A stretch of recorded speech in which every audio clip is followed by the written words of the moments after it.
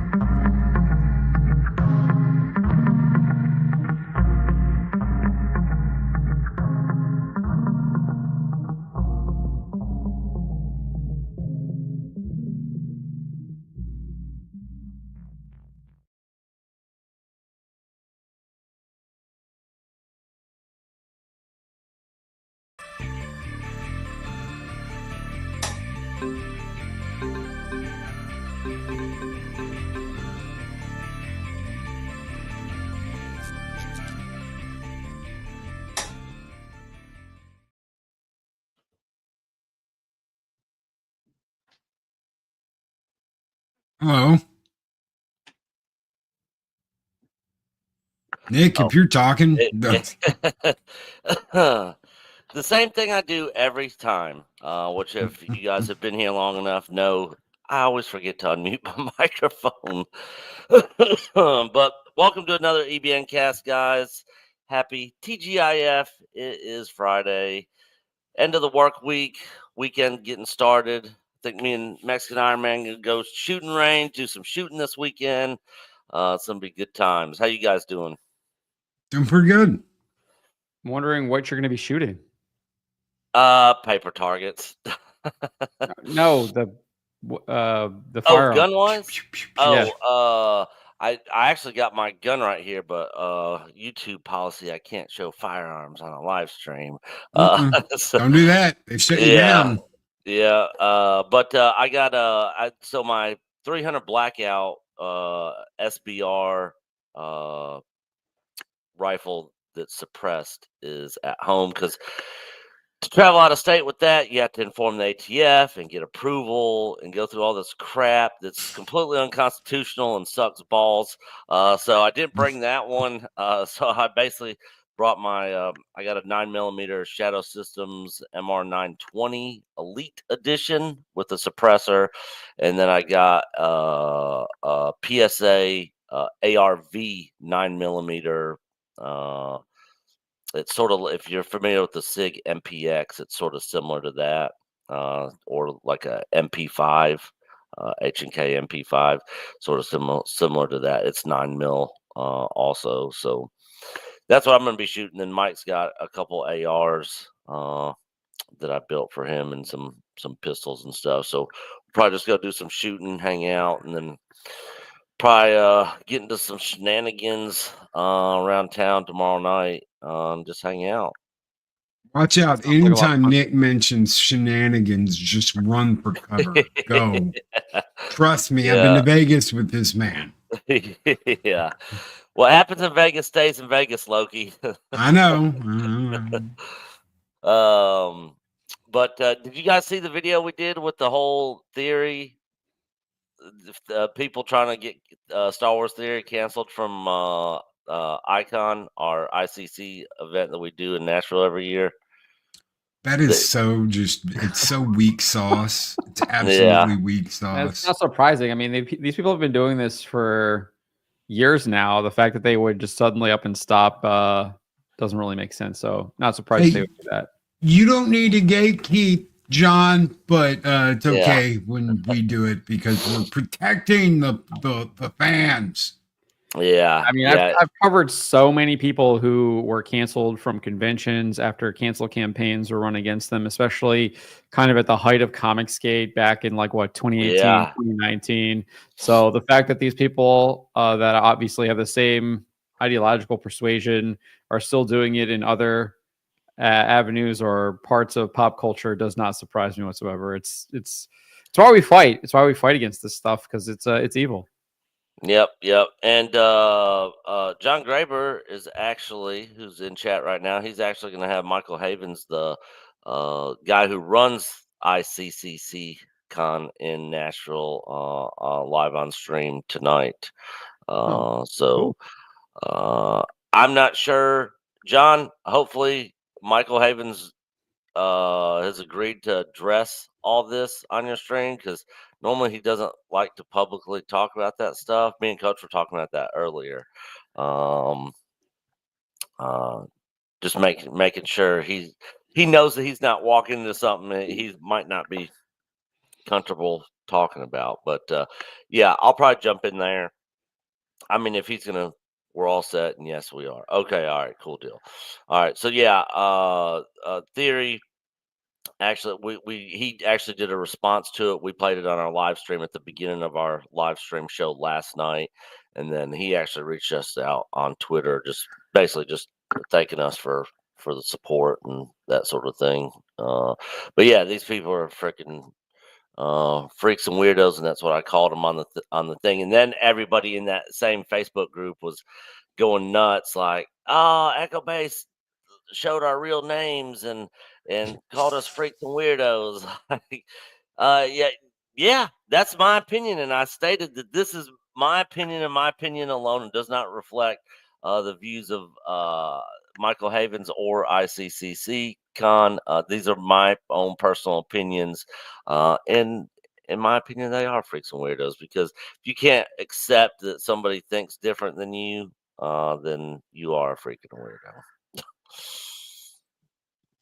How long did they try and keep Gina out of conventions and all that? She's going around doing all that. So. Oh yeah. I mean, they organized some kind of like protest against her up in like Toronto or whatever, and it was like 3 people, and it was, of course, they were exactly what you thought they were when Yeah. Jay did that like drive-by video or that Oh walk-by yeah, video or whatever. yeah. It was like what, like 3 or 4 people or something. Yeah, it was Yeah, like they 3 were or all 4 holding people. these signs that were like down with Gina, but in the bottom corner it said USAID on the bottom of the poster board. So Yeah. So the post on the Icon Facebook group, you can go to the like part and you can put like a heart, smiley face, thumbs up, thumbs down. There's several different options there. The angry face or thumbs down out of like the almost 200 people that put like a reaction for the post. It was like 7 people, at almost 200 that I guess were having an issue. So the majority of the people are fine and looking forward to him being at Icon this year and meeting him. I know So this there's a is like lot of a people. fan Facebook group, or is it actually run by the It's convention, or is it it's like run a by it's run by the creator of the convention. okay? Yeah, yeah. And there's just like a So number of people in there, just similar to the Gina protests that are trying to like yeah, oh yeah, and the lobby to posts get are him long. canceled. Yeah, they're long. It's like, and it's all stuff that's not true. Like, he's a Of course. misogynist, racist. All the is and obes and all the buzzwords that you can call somebody. And do you know how easy it is at a convention for anybody who's never been to a convention?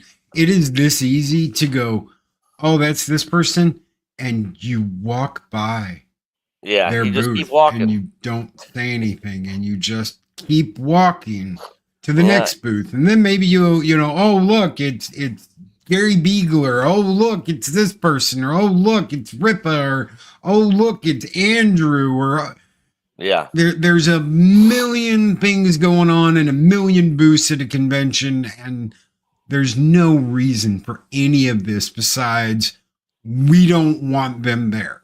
That's it. yeah, Yeah, yeah. I It's understand that ridiculous. argument, but just to kind of play not even really devil's advocate, but I would probably say if these like I actually I mean I think Gary talks about it quite a bit. We went to New York Comic Con back in 2019, I think it was right before COVID, and they had this like really big pro LGBTQ plus panel, and it was all about how to like inject the message into Oh, fandom and I all of that remember stuff. that. So Yes. I actually advocate for stuff like that to be to be banned because it does not serve the common good whatsoever. So I No. think that stuff should be banned. But I get where you're coming from, where it's just like you don't need to listen to. You can just walk by or whatever. You don't have to Yeah. do that. And again, Star Wars Theory isn't actually promoting anything that, at least from what I've seen of him, he doesn't promote anything that's like destroying Crazy. the fabric of society. Yeah, he promotes theory sabers and Star Wars content. Yeah. And talks about what he likes and what he doesn't like. When did Yeah. that become a crime to say, you know what, I don't like this thing that they did with the power of one, the power of two, the power of no one watching? Yeah. I think it hurt the brand, and it's going to make people walk away. How is that? How is that? That's his opinion. So what? When did we become so thin-skinned we can't have an opinion on something? Yeah. Exactly. And that's a lot of the crap we've been dealing with a lot of the EU purists and people that are 1000% against Disney, which I am also. But Coach gave like I think one of the episodes or two of the episodes of Skeleton Crew like a 7 out of 10, and they like freaked out and was like fake fan, and I was just like. I mean, I didn't give it a 7. I think I gave it like a 3 or a 4, but because I think all Disney Star Wars sucks. But man, You keep Coach in check. yeah, exactly.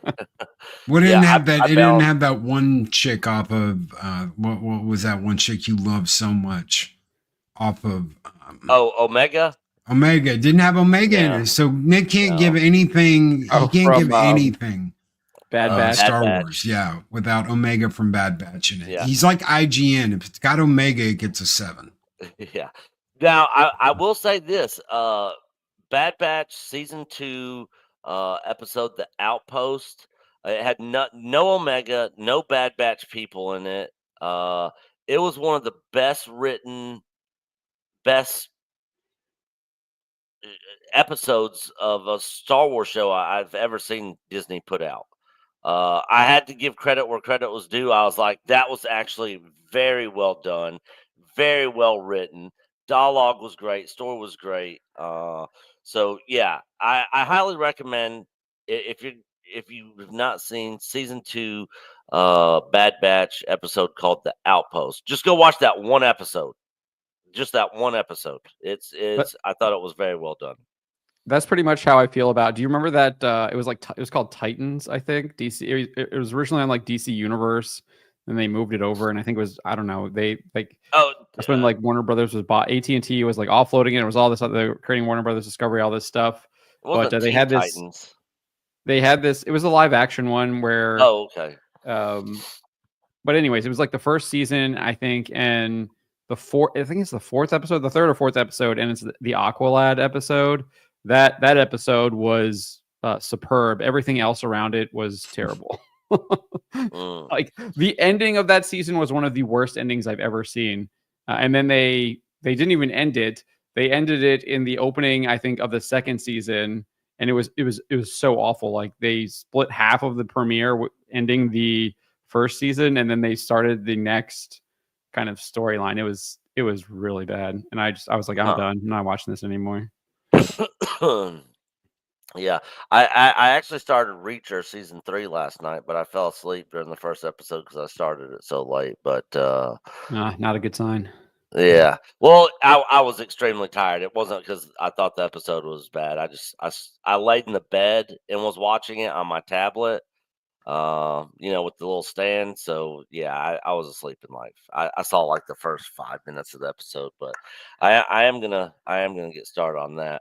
But anyways, guys, that was a very long intro for us here. And I definitely have to make sure that we stop on time because I actually got a work meeting and a project going on today that I have to jump in on. So moving along here, GraphWeb, the most consistent man on the interwebs, for $2 super chat, hashtag cancel Disney Plus. 100% GraphWeb. I've never subscribed to Disney Plus, so I have nothing to cancel. But I did just cancel my DirecTV, so I'm now disconnected. And I got this TV Mate app, basically $75 for a year, and I get everything, every streaming service, every channel, everything. So that's pretty badass. It's like out of Canada or something. But yeah, I have everything now, and it's way cheaper. Mexican Iron Man, what are you doing? Super chatting. You're supposed to be at the grocery store shopping, getting some groceries, man. Fridge is barren over here. Mexican Iron Man, $4.99. I'm going live to expose the EBN not being real Star Wars fans and fence rider sitting guys.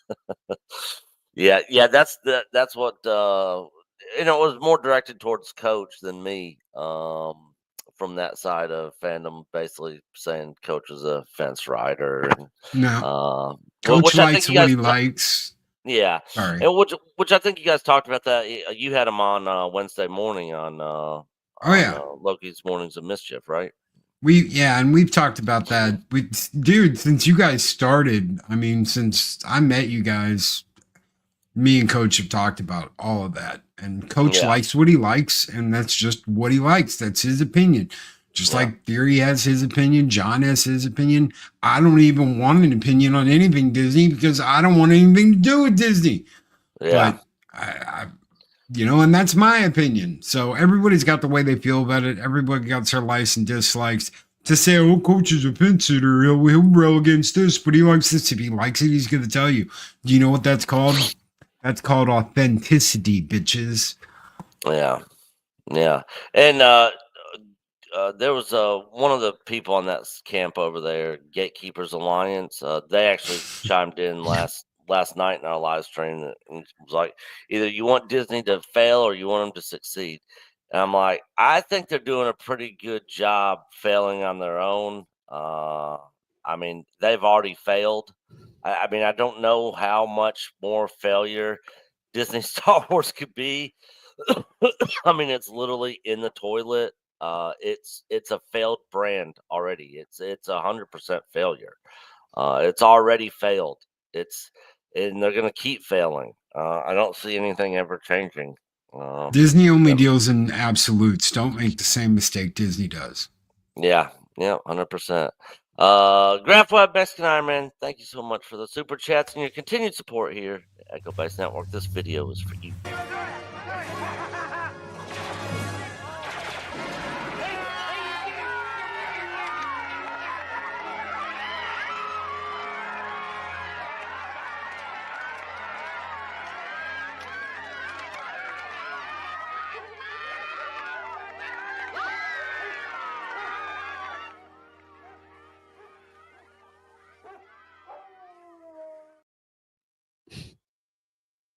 The Last Starfighter. Gotta love it.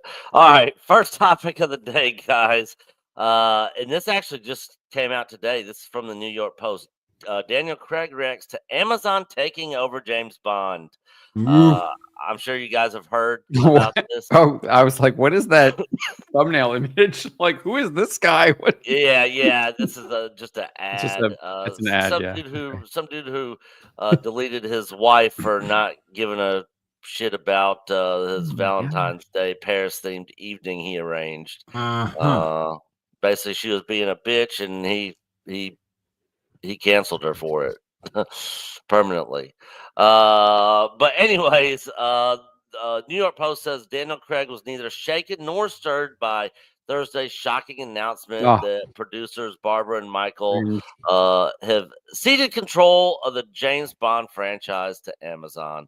My respect, admiration, and love for Barbara and Michael remain consistent and undiminished. 56-year-old Craig, who played 007 in 5 films, told Variety. I wish Michael a long, relaxing, and well-deserved retirement and whatever ventures Barbara goes on to do. I know they will be spectacular, and I hope I can be a part of them. And that was basically his comments on it. So basically the news is he's not for really against it. He's fine either way. He doesn't really seem to care that too much that Amazon got it and acquired it. But a lot of other fans are really, really concerned about this. We talked about this a little bit last night on Amazon taking over. And for me, Amazon's hit or miss. They put out some good stuff. Reacher, I think, has been, for the most part, pretty well done. They jumped the shark a little bit at the end of season 2 last year. Things got a little kind of ridiculous a little bit, but for the most part, Reacher I thought was very good. And they got a couple other Amazon movies and shows. The Chris Pine show was good. Yep. And what's the other one? They have the Jack Ryan show, I guess. That's done decent. They're making a movie on that now. Jack Ryan show. I watched it. It is very well done. With Terminal List, Soul Assassin. Yeah, Terminal List. Yep, that was another good one. Not Chris Pine, Chris Pratt. Sorry. Yeah, Chris Pratt. He was in what was that show? Terminal List. Terminal List. Yeah, that's what I meant. That's what I meant to say. Chris Pratt. I said Chris Pine. Yeah. Yeah. Don't forget their most successful show that they've got. I think you know what I'm bringing up. Don't forget that one, because I mean, this is the biggest, most expensive show that's ever been made on planet Earth. We're talking about the good shows right now, Loki. We're talking about the good ones. Yeah. Yeah. So to my point, it's hit or miss with them. So they got a couple of those shows like that where it's like, wow, great job, Amazon. Like, this is really good. Then you have stuff like Wings of Power, which is a complete disaster. Everybody hates it. And they refuse to change direction or do anything different, or basically just say, all right, we gave it a try. People aren't really liking it. Let's cut our losses and exit stage left. Like right now. They made the deal they made was for 5 years. They're locked in for 5 years. Yeah. Well, it's 5 seasons, right? 5 seasons. They promised for 5 seasons. So we don't know. That's what all the reporting is. So, I mean, there's so much like stuff that's been going on, but I mean, it took them a long time to announce that 3rd season because they had announced the second season before the first season even released, and then it took them that second season ended in November or whatever it was, and they didn't announce it until this month. So it took them 4 months to actually make that announcement, which to me means that they were maybe contemplating some things, having some discussions on what how to can we do get out of with it. this? Yeah. Because I Do we mean, if really you look at have the to numbers, do- man, it is bad. Like Yeah, you look at, I mean, you have the report from the Hollywood Reporter from 2022, 2023, whenever it was, where they said that they lost like 63% or 67%. I can't remember which one, of viewers. Like they just stopped watching in the US. And then it was like 45% or something like that. Still, or it was like 55% or something like that abroad. And then you look at the numbers. It kind of matched up when we saw like premiere numbers on Nielsen to premiere numbers for season 1 to compare to season 2. It was like 50% decline in minutes watched and everything. And then we saw season 2 continue to see its numbers go down too. They tried to trick you because they did like the 3-episode premiere or something like that instead of a 2. Yep. Like that. Tried to kind of doctor it up, but I mean, all indications show that this show is terrible and no one is watching and people are tuning out.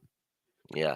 So what do you guys see Amazon doing with James Bond franchise? Do you see this being something like Reacher, Terminal List on the good side of things, or do you see this going the ways of the Wings of Power? You've got the possibility that they could do an M series where Fem M is the original super spy and always did everything better than 007, was the better agent. You've got that possibility. You've got the Moneypenny possibility. This is one that I heard of before, where Moneypenny was like the ultimate secret agent, and then she retired, and because she was like so badass, and she was like, you know what, I just want to be M secretary from now on, and retires, and 007 like takes her place but can never quite measure up to it, which is always why he's messing with her. Heard that rumor. There's so much out there that you've got to weigh. What are they really doing? At least we didn't get the bin scene from the last movie they did, because that was absolutely disgusting. In the last one, they did. Yeah, they did, but they killed the franchise. If they'd ever showed this, they admitted in this interview. I think, John, you may have wrote this. I don't know if you wrote this or somebody else wrote this, but I remember reading this on, I think, Bounding in the Comics back before the movie ever came out. That was like 2021 when it came out. Yeah, there was a scene that they filmed where what's her name that played Monica Rambeau in Marvel? She was in M's office, and she takes her tampon out and throws it in the trash bin in front of M. And they filmed this. Yeah. Her and the director went back and forth and talked about this, and then they filmed it. But they never had the stones to show it. They never had the stones to leave it in the movie. So they filmed this scene where it's her big, I'm going to show my boss that I'm. That was a Daily Mail report, I think, originally, if I recall.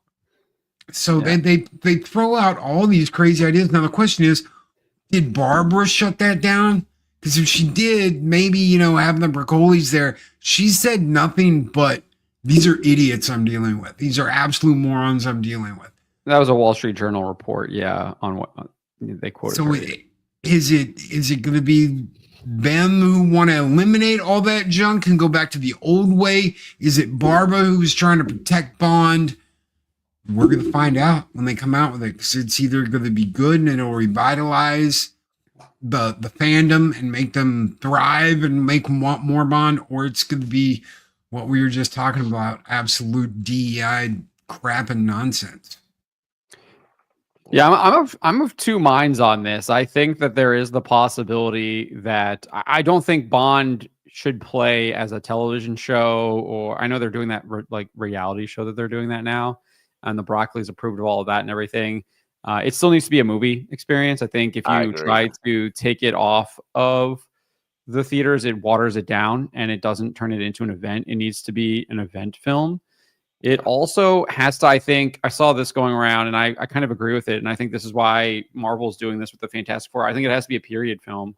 I don't think Bond really works anymore in the modern times now, just with how everything is. It needs to be kind of like Cold War era I agree, period 100%. film, and that's where Bond works, and that's what you have to stick to that.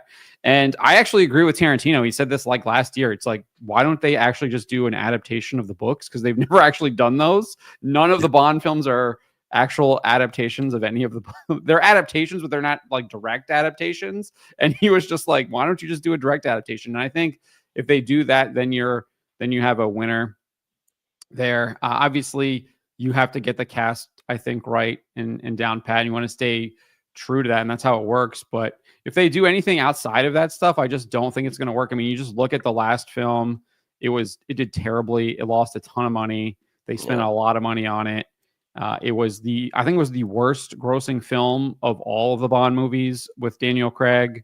When I was doing some reporting on this, it might have been. I think there was even like Quantum of Solace did worse, and that was it did even worse than Quantum of Solace, and that's obviously had a factor in inflation for that. But for the most part, it didn't even do as good as the two previous films, like Spectre and what was the one that everyone likes? That was the first one. Everyone likes it. Everyone likes Skyfall. Yeah, everyone likes Skyfall. Yeah. I actually think Spectre is better than Skyfall. But anyways, but yeah, I think that's kind of what you have to do. But I mean, it's Amazon. Who really knows? I mean, like you said, they can do decent shows with what was that one? I'm blanking on it already. The one with Chris Pratt, Terminalist. That was really good. The Jack Ryan stuff, I've heard good things about it. I tried to watch it. I thought the pacing was a little slow, and I couldn't really get into it. So the end of did you make it to the end of season 1 of Jack Ryan? No, I couldn't. I think I dropped on the second episode. I mean, it was so drawn out. So I agree. The first couple episodes are kind of like world building, character building, kind of slow. But when it picks up, man, it picks up. Like as soon as season 1 ended, I was like, I immediately jumped into season 2. Did you guys see Ministry of Ungentlemanly Warfare? I have not. I have not seen that one. Okay, I know of it. I got that 4K, got the Steelbook, and I went all in because Ian Fleming is one of the characters in the movie. It's based on a true story. This is basically how MI6 was formed. Now Henry it's Cavill's based. in that one, right? Yes, it's just based. So you got Henry Cavill, you got Alan Rickson. Yeah. You've got a whole cast of crazy characters. It's kind of like the Dirty Dozen, but the birth of MI6. Now, of course, there's stuff that they dramatize because it's a movie. But at the beginning of that movie, when you're like, oh, yes, this is Ian Fleming, my intelligence officer. And you're like, oh. And it goes into all like, this is what happened to the characters. This is what they went on to come. This is who Ian Fleming based Bond off of. It's a good movie. If you haven't seen it, check it out. Henry Cavill movie.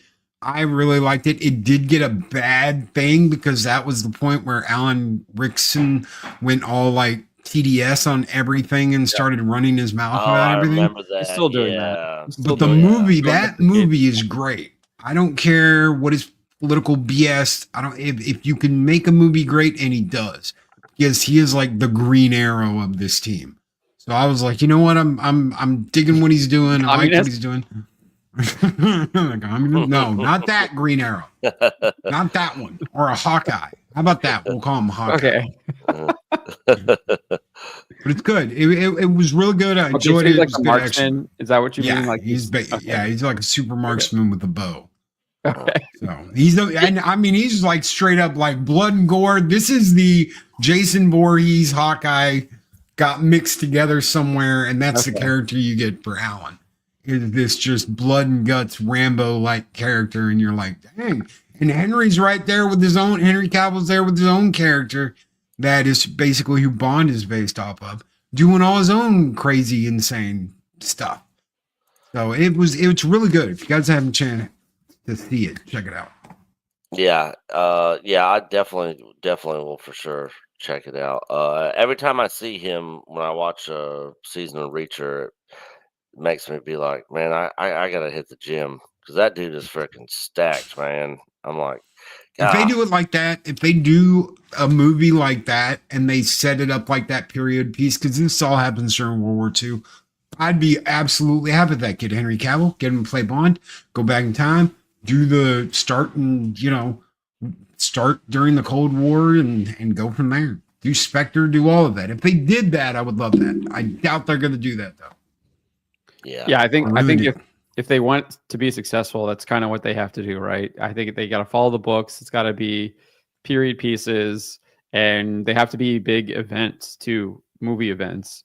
If they try to put it on Prime, I just don't think that's going to work. I mean, they kind of tried something similar. I know there was reports coming out. It was like the Amazon video game guy, I guess, former Amazon video game guy. So they tried to basically recreate what Steam had and not even close. And beat them at their own game, and they just got absolutely crushed. So obviously they're finding success, I think, in this film production. Now they have MGM and everything that comes with that, but still they need to recognize, I think, that Bond belongs on the big screen, and I think it has to be period piece. I think the Daniel Craig movies show that it has to be a period piece because modern day doesn't work for Bond. Yeah. I mean, obviously, like I like the Brosnan films and things like that, and then I did like Casino Royale. And even back then, you had M busting his balls. You had Moneypenny busting his balls. A relic of the Cold War. I was like, shut up, you queen of numbers. That's exactly what they need to be calling you, the queen of numbers. 007, be careful. Yeah, because she busting his balls all the time. Like, you're a relic of the Cold War. You shouldn't even be an MI6 anymore. I hated her when she started. I eventually grew to like her, and I enjoyed Judi Dench as M. But man, that first movie, I was like, woman. Well, that's all Barbara Broccoli. I mean, she talks about that. So like, that's I guess another reason why I'm of two minds, right? Because Barbara Broccoli was like pushing all this like modernism and stuff like that. She said she wasn't going to make Bond a woman, but she was open to making Bond's other ethnicities and things like that. And it's like, well, no, he's described pretty clearly in Ian Fleming's book that he looks like Hoagie Carmichael, etc., and what his eye color is and all those things. So he has a distinctive look, and he shouldn't be changing that for the most part. So she was pushing a lot of that stuff too, and obviously the Moneypenny stuff that we saw in some of those later films with Craig and stuff like that. I mean, that was all with Barbara Broccoli, right? That was outside of Amazon, so they were already kind of doing a lot of that stuff. Do you know how you do that successfully? You don't let anybody see it coming. You don't do you make her a bad bitch, but like have it like someone storms MI6 or something on Moneypenny, just is like boom, boom, boom, boom, boom, and just starts capping. And Bond's like, when did you learn to shoot, Moneypenny? She's like, oh, I've been following you to blah blah blah. And have a banner and make it fun. You can do this and you can make it fun where people will smile and be like, oh, that's cool. Moneypenny could kick ass this whole time and we didn't know it. You don't have to make her this other thing and oh well, I'm a secretary because I chose to be. Oh. Yeah, no, I'm in total agreement. And Mexican Iron Man has some breaking news. He's been cast as 00 Sombrero. Sounds about right. He's gonna be playing 00 Sombrero in the DuPont films. There we go. I mean, we got like Italian mafia. We're coordinating with the Mexican drug cartels. Yeah. They're all part of some kind of like Spectre network. And they're funneling money to the Falkland Islands or something like that. Yeah. Like, I don't know. Yeah, just run with it. It could be fun. Yeah. They've been deemed as terrorist organizations. They're having to basically team up with the U.S. and Mexico and basically stop the drug trade. And are there any other agents in Mexico? There is 007, but you won't like it. Guacamole guns to the rescue, boss. All right. Moving along. So I know I talked about how Bond should be Cold War. There could, if they actually wanted to make a legitimate one, they could do something with all of like the political turmoil that's happening in kind of like the EU right now and all that stuff that's going on, and make a film about all of that with like a lot of the mass migration, and like there's like a cabal behind all of that and trying to figure all of that stuff out. That could actually be interesting if they wanted to do something like that. I doubt that they will ever do anything like that, but no, yeah, probably not. That could be a fun modern Bond if they actually wanted to be real. But the thing is, if they did do that, it would probably be really successful, and people would be like, "Holy shit, this is like on point! Like they hit the nail on the head right here." Yeah, instead they do like weirdo plots about like AI and stuff like that. And yeah. Tom Cruise and Mission Impossible are falling into that mistake too. It's just like, what is this? Global warming 007. All right, moving along, guys. Yeah, jeez. Who wants to go next? John, you ready? Loki, you ready? I don't have anything up right now. Okay, I can go. Right. Mine won't be that long either. I know we're like on time. So I took Eris to her first concert. Oh yeah. Oh, here, hang on. That's your daughter? No, that's my wife. Oh, your wife. Okay. She had never been to a concert before. So we went to the Final Fantasy Rebirth Orchestra, which is done by the same people who do Distant Worlds and most of the Square stuff. So I got something else to show you. But it was at the Hobby Center. We had about a little over 2,000 people. Every seat was full. Every seat in the house was full. But to go and experience that in person, these are the last two Distant Worlds that I were missing. So these are albums. Each one of them are colored the color of what the outside of the album. So if you've got a yellow flip cover, it's yellow discs. If you've got blue, green, like this is a green one, they'll be green. These were the last two that I didn't have, and you get them cheaper at the concerts than you can anywhere else. Because if you order them online, you're paying like $15 a piece for shipping plus $35 for the album. Ends up being like $50 an album. If you look on eBay, you'll have a set of 6 for like $500. It's insane what people want for them. So if you can actually go to a concert, tickets weren't that expensive. I think we paid like $60 a piece. And we were up in the third floor mezzanine, in the nosebleeds, but we had front row seats. So we were right there. We could watch them doing everything. They put on a great show, a lot of fun. I know Nick talks about Final Fantasy and Squaresoft on here all the time. But. Yeah, I was just I redirected everybody to Matt Cave Gaming last night because he went all the way through OG FF7, and now he's going through Crisis Core. And so he just got to chapter 8 last night, and he's completely fallen in love with the story and the characters. He's completely gotten drawn into all of it, and it's been a fun watch, going in there and watching him go through those games, and me kind of helping him kind of understand the story of what's going on and all that, and then he's going to start going to remake, and then integrate, and then rebirth. So, yeah. But yeah, I'm super jealous that you got to go to that. I would have loved to have gone to that. The closest one to me is in Boston, Massachusetts, I think. Boston? Yeah. Really? It only so they have limited tours. This is like a limited tour. This is because Rebirth just came out again. They don't go down to Florida at all? So no, they actually did one in Atlanta, but I didn't know about it, and I missed it. So the ones that they have left that they're playing, the closest one to me is in Boston. And then you won't get a schedule until after the tour is over. So if they do it again, there will be a new schedule that's put up with more tour dates. If they don't do it again, that's it. That's all you're going to get. But you can always go see Distant Worlds. They got the third game, right?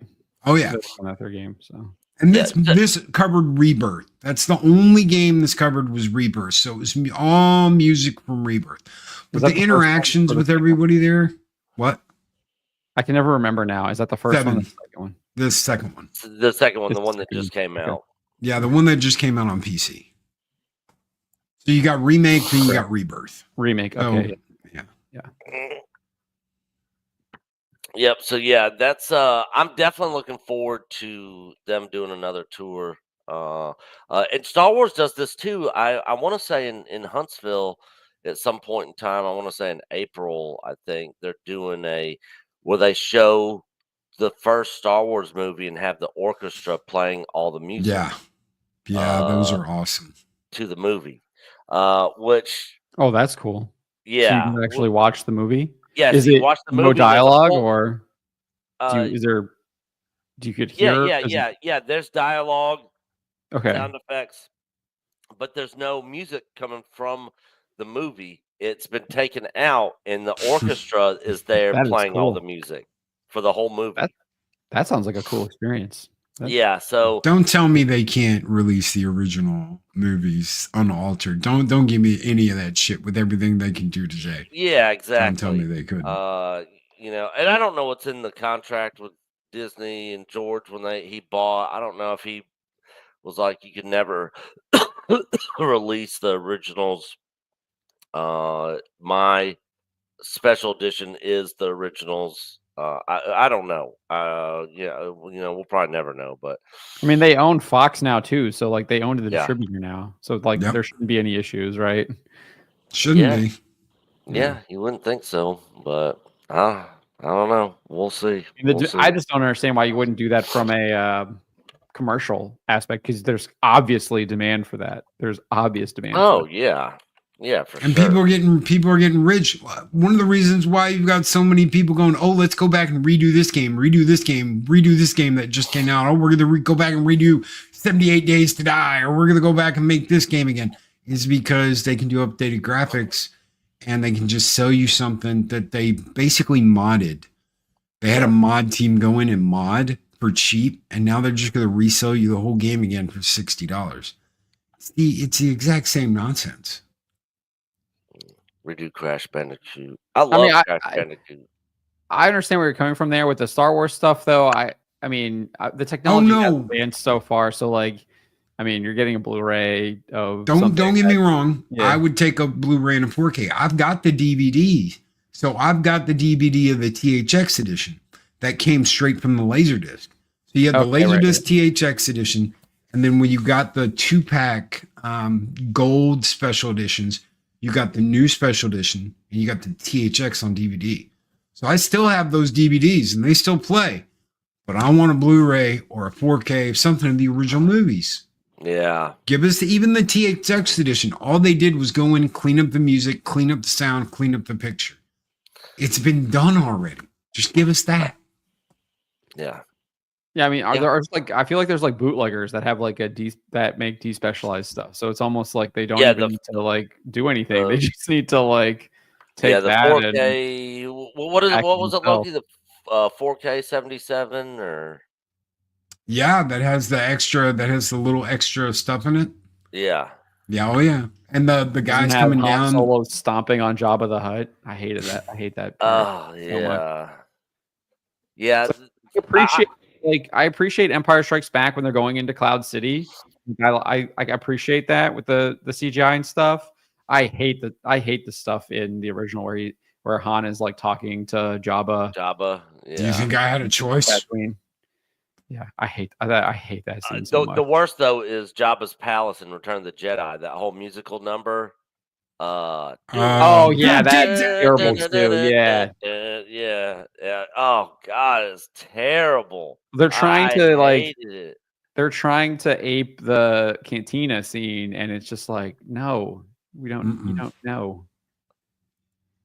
Oh, Darth Maul's lower half. Great point. They could have made Jabba a hologram. It basically had Boba Fett and a lot of Jabba's goons there, and basically hold up a little handheld, communicator that basically popped up with a hologram, of Jabba sitting there talking. Well, just to have Han standing there.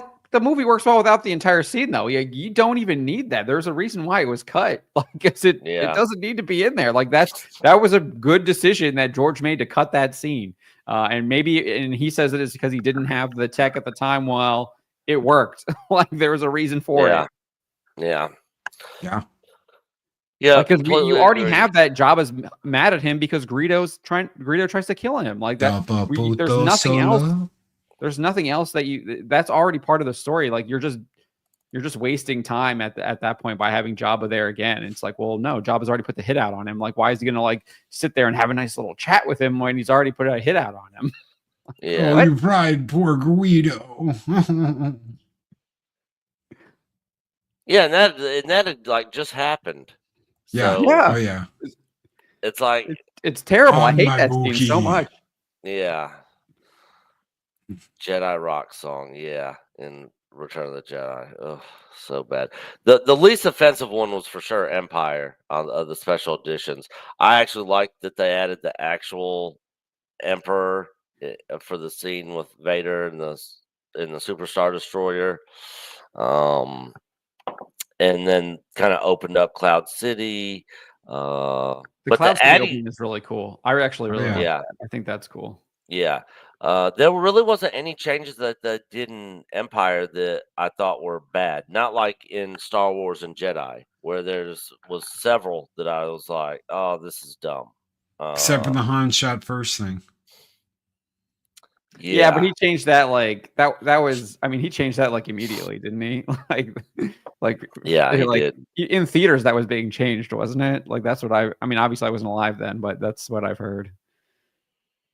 Yeah, I don't think it got changed till the special editions. Yeah, it was. Oh, I thought it was changed. I saw reports that like some people like saw different versions of it like in the theater. Not that I know of. If that's true, I've never heard that. Yeah, I never heard that either. But I mean, you might know something we don't, John. Okay, yeah, maybe I might be misremembering as well. Moving along here, John. What do you got? All right, I'll go quick. I know we only got like 10 minutes here, so got a new report came out today saying that Marvel TV has scrapped a number of its projects, including a Nova show, Strange Academy, and Terror Inc. Oh no! Why would you ever? Those would have been so popular. Everybody's been asking for that. Really? People have been asking for the Nova show, or a Nova film. I will say that. I mean, for a while, I wasn't a big fan of Nova. I had a couple of the comics growing up, but I wasn't a big fan. He's basically their Green Lantern, right? He's a space. Yeah. So, which could be like that is. If you're going to make a TV show, what are like some of the most successful television shows out there? It's the cop shows, it's the crime dramas, right? So if you're going to make something like that, like that's what you do. And again, what is there was the sci-fi show that Amazon picked up from Sci-Fi. It starts off as a crime drama with the Punisher investigating this murder, right? And then finds like the weird asteroid thing, and then they open up The Expanse. Yeah, Expanse. Yeah. I was like, I know what show you're talking about. I can't remember the name. Yeah. The hook of that show is the crime drama. Yeah. That was the best part of that show. I didn't really care about the other stuff. I was like, follow the detective. That's what I mean. Follow the detective. Follow Thomas Jane, please. Like, let's stick with him. These other people, like, that's great. That was one of the things I liked about the Batman. Matt Reeves, the Batman, is it was more of like the Batman as being like a detective, you know. Yes. Trying to find these clues, solve these puzzles, you know. Until he couldn't. Until they completely and utterly changed whatever they had planned with that third act and ruined it all. Oh yeah, and he is exposed as a complete and utter fraud. He didn't actually solve anything. The Riddler like totally outsmarted him. He had no clue what was even going on. The Riddler had to tell him what he was actually planning, and he misinterpreted everything. Like the first two acts of that film are fantastic, but then the third act completely ruins it. They killed that. They killed that movie for me when he knocked on the door as Bat Tom. He's like, hello, it's me, Batman. Let me in. You see my name tag? It says I'm Batman. Can I talk to the penguin? It's a penguin here. Hello, it's Batman. I'm like, Batman doesn't knock. Yeah. There is no knocking in Batman. Yeah. No, there is knocking. He's knocking you on the head and you're out. Not on the door to ask if you let me. Do you know who I am? Do you know my name? It's me, Batman. It's that time. Let me in. They made up for it with the Penguin show, though. That show is fucking amazing from start to finish. I haven't seen that one yet. I'll have to check that. I still have to check that one out. Very good. I heard it's like it's a crime drama, right? From the perspective of like the mob boss. So yep, exactly. Yep. But all right. Godfather esque. Yeah, so this report came from Matt Grober over at Deadline. He says Marvel Television has paused development on 3 projects: Nova, Strange Academy, and Terror Inc. I think there's actually a report now that they're trying to do an X-Men Academy I saw that show. earlier today. Yeah, on an X-Men TV show. So clearly that idea is still around. They're just figuring out where they want to do it. It makes more sense if it's going to be X-Men than Strange Academy. Let's be honest. But do you even want to do that after you have your like skeleton crew show completely and utterly bomb with Star Wars, which is kind of sounds like this similar to this one. But and we still got Ironheart coming. Which that show should be Batgirl. Like, let's be honest, they should Batgirl that show.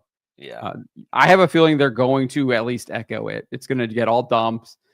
And then just ignore it, never think about it again, and move on. Just like, because I mean, they literally say in what the Dario Scartapain guy, the showrunner for Daredevil Born Again, he's just like, yeah, there's been some stuff where Matt and Daredevil has been in, but we're just not going to address that. We're going to ignore that. And he's specifically talking about the one night stand at She-Hulk is what he specifically mentions. Yep. But I imagine he's also referring to the Echo show as well. None of that happened. Yeah. I love that. Man. I love that. I really do. None of that happened. Don't think we're ever going to talk about any of that because it never happened. Which shows that they know what they need to do for Star Wars. Yeah. Cancel your stupid Daisy Ridley movie. None of this crap happened, and just like move on. Hire the guy that played Winter Soldier. What's his name? Hire him. Sebastian Stan. Yeah, Sebastian Stan, have him play Luke, have him wake up and be like, oh, I had a terrible dream about some bitch that took my family name, and she was really a Palpatine all along. Just recast and do that, and people will be like, okay, we're in. We're on board. Let's go.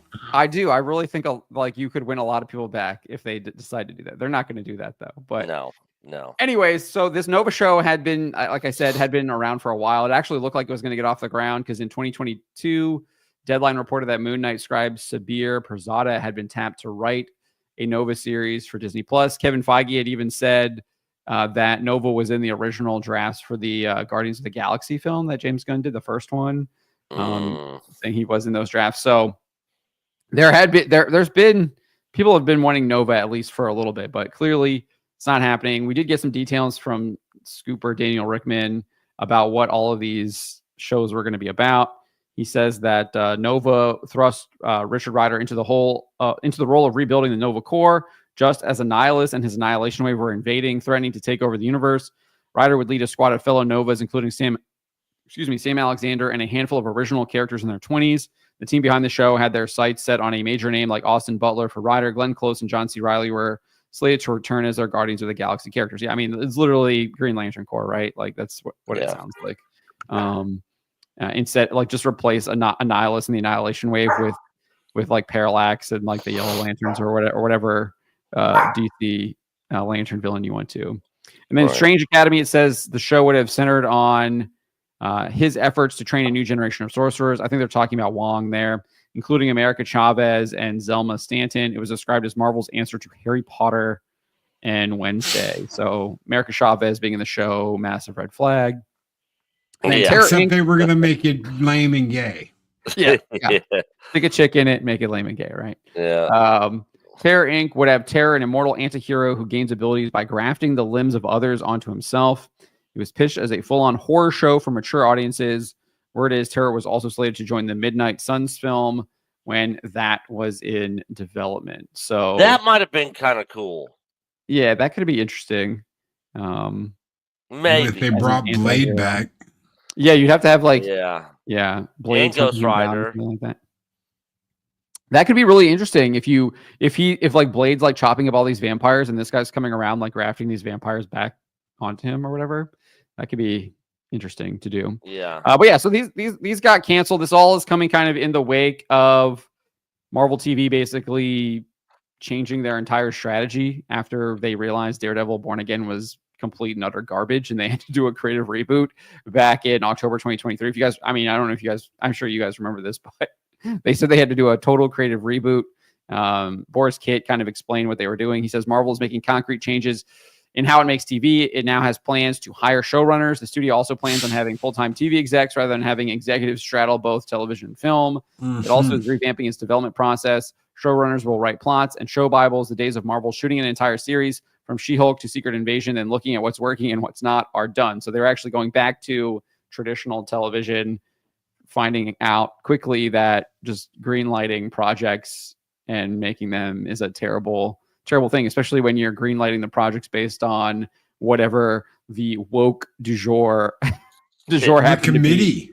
Committee. Yeah. They did it by committee. They had a table of people signing stuff up on a whiteboard. Dinosaurs in Star Wars. Yeah. Well, not only that, but like so you had like the people above the committee saying like, oh, witches, that's cool. We want woke witches. Great, good, do it. Like, who's the wokest person we can get to make woke witches? Oh, Leslie Headland, great. Let's get her to do that, right? Yeah. I mean, yeah, she'd be perfect for that project. So yeah, I mean, so they've clearly changed things up here at Marvel TV. We'll see if these changes actually result in anything. I think we could. I mean, looking at Captain America: Brave New World, I haven't seen that. No intention of seeing it, but based on the box office returns, doesn't seem like it was doing very well. B minus. It wasn't the worst Marvel movie I'd seen, but it wasn't very good. Yeah, it's probably on the lower tier, right? Where is it compared to the Marvels? Like a point. I'd rather watch Brave New World than the Marvels. Okay, yeah. Well, the Brave New World's at the bottom, right? I would say that's probably the worst one. I haven't seen that either, but anyway, so we'll see. I mean, because you go back and you look at I don't know, I didn't include it in this one. I did another article on it earlier this week, but you go back and look at some of these shows and then their ratings and everything, and it's not good. I mean, the last one was what did they just put out? I don't even remember. Oh, the Agatha All Along. Terrible. It had worse ratings than Acolyte. Worse ratings than the Acolyte. Worse ratings than the Acolyte. They tried to boost up the finale by having a 2-episode finale, so their numbers are like double. They got 751 or something like that, but that's because it is a two episode finale, which you never have a 2-episode finale, but they did 2-episode finale. And then before that was Echo. I think it did 751 million of 5 episodes first week, and then it was done. It was off the charts. And just to kind of put that in perspective, that's what Loki season 1 episode 1 did back in 2021. Was the exact same number. So, and then you go back to Loki season 2, its premiere, I don't know if it was, I think it was a 1-episode premiere. It was 450. So even the Loki show, which I thought that show was terrible, by the way, the first season. I didn't watch the second season. But both seasons were bad. Yeah. Okay. So I was done after the first one. I mean, I shouldn't even watch the first one. I hated it. I hated it so much. It was terrible. I think the last 5 minutes of season 2 is bearable. But just the last 5 minutes, because from things come full circle kind of thing. It's well, this is what you wanted. You wanted the throne, right? But now he's stuck on the throne, and everything Odin always told him about, going for power and beware of the. He's now basically screwed himself because he thirsts for that power. So it was almost like, okay, thank you for closing up his arc.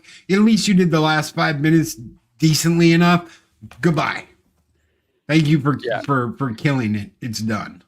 But so, I mean, again, 2021, 751 or whatever it was, season 2, 451. We're looking at Lord of the Rings style decline, right? Almost 50%.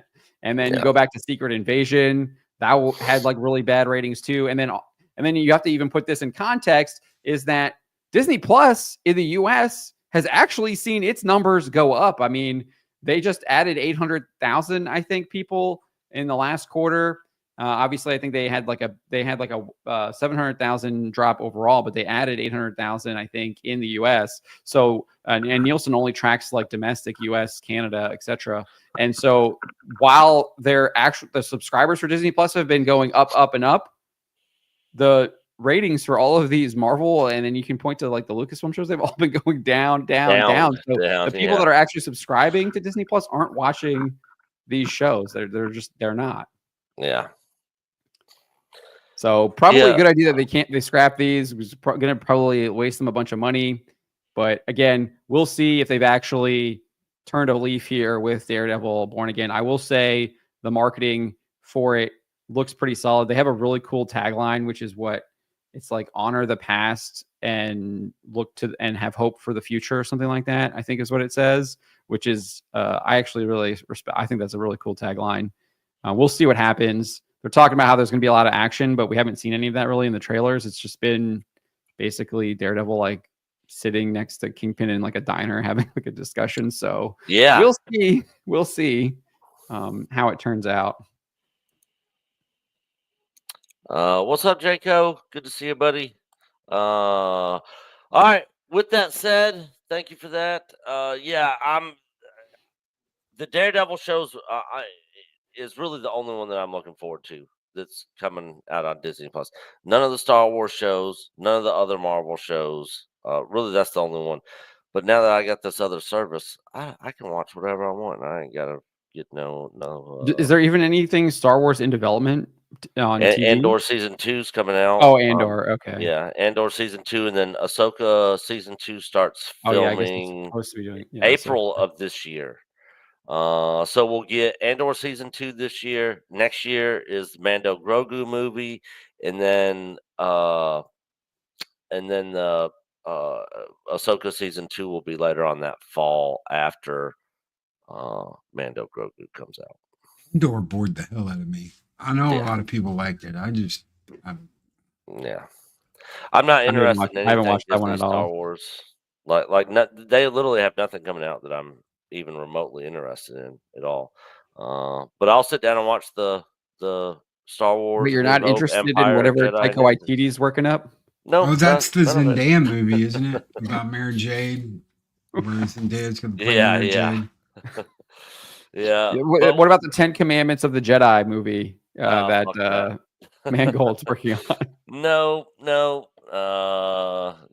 Not interested.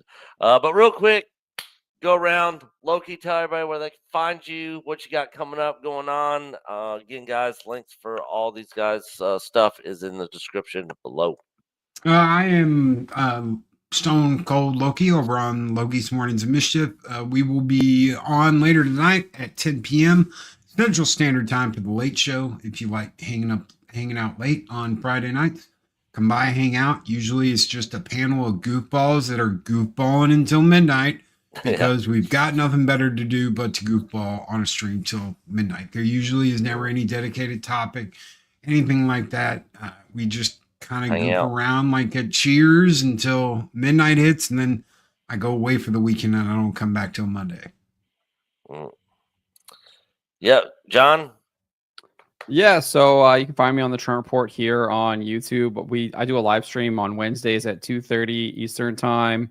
I guess that's 1:30 Central for you, Nick, and then 11:30 Pacific. And we go for about an hour, kind of talk about a couple stories, a handful of stories for about an hour. So I do a stream on that every Wednesday at 2:30 Eastern time. And then obviously I'm uploading videos pretty much every day of the week except for Sundays, and then sometimes not on Saturdays either. I kind of take the weekends off. I take the weekends off of my pop culture reporting. I focus on my racing stuff on the weekends for the most part. But yeah, and racing season is back. We just had the Daytona 500, NASCAR's in Atlanta. The dirt late model stuff is taking a break now, though. This is their break. They'll be back in March. So lots of stuff happening. Trump was making laps around the. Dude, I was so glad that he actually made laps this time because the last in the first. The first time he did it in his first term, he didn't do the laps, and I was like, "Come on, man, get out there and ride around and do some laps." And they actually did a couple laps. I was happy that they did the laps this time. Yeah, I thought that was badass. I guess Chase Briscoe was going to go up and like tap him because I guess it's tradition with the Daytona 500. You tap the pace car or whatever the pole sitter does. But he asked about it, and they were like, "Don't do that." Yeah, not a good idea. All right, it It would have been pretty cool if he like climbed it, like, because I don't know, it's NBC did these like ride arounds, and if he got in a car with like Jeff Burton and like rode around, that would have been awesome if he did that. But he got to ride around the beast, so that's still pretty cool. Oh yeah, absolutely. All right, guys. With that said, thank you everybody for being here. We will see you guys next Thursday night at 7:00 Central for our weekly Thursday night live stream. Then back here next Friday, same channel, same time, 2:00 Central. Thank you all for your continued support. Until the next one, we'll see y'all later. Bye, guys.